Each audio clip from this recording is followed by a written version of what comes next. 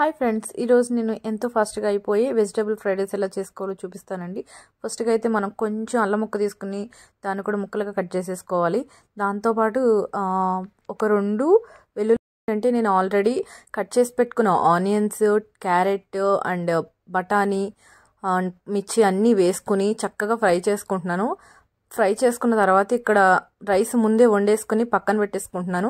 ఇది ఏంటంటే పిల్లల కోసం నేను లంచ్ బాక్స్లోకి రెడీ చేస్తున్నటువంటి లంచ్ అనమాట. ఇది పిల్లలకి వాళ్ళు స్కూల్కి వెళ్తారు కదా, దాంట్లోకి ఫాస్ట్గా అయిపోతుంది అనమాట. ఇది మనం పులిహోర, నేనైతే ఒకరోజు పులిహోర ఒకరోజు ఫ్రైడ్ రైస్ అట్లా చేస్తానమాట. అందులోనూ ఇది వెజ్ ఫ్రైడ్ రైస్ అనమాట. అన్నీ వేపేసుకున్న తర్వాత అవన్నీ వేగిపోయిన తర్వాత అన్నం రైస్ ఏదైతే ఉందో ఆరబెట్టుకున్న రైస్ అది వేసేసి ఉప్పు, 1 స్పూన్ ఉప్పు, సరిపడా ఉప్పు, కొంచెమే కారం ఎక్కువ పట్టదండి, మిర్చి వేసాం కాబట్టి కారము, ధనియాల powder and jeera powder and garam masala అనేది ఆప్షనల్. అది వేసేసుకుని ఒకసారి తిప్పేసుకున్న తర్వాత ఇప్పుడు టమాటా కచప్ కొంచెం ఒక మూత సోయా సాస్ కూడా వేసేసుకుని ఒకసారి తిప్పేసుకుంటే చాలా చాలా బాగా వస్తుందండి. టేస్ట్ అయితే అదిరిపోతుంది. ఇదైతే మా వాళ్ళకి చాలా ఇష్టం, అందుకని ఎక్కువగా ఇదే ప్రిఫర్ చేస్తారు వాళ్ళు చేయమని.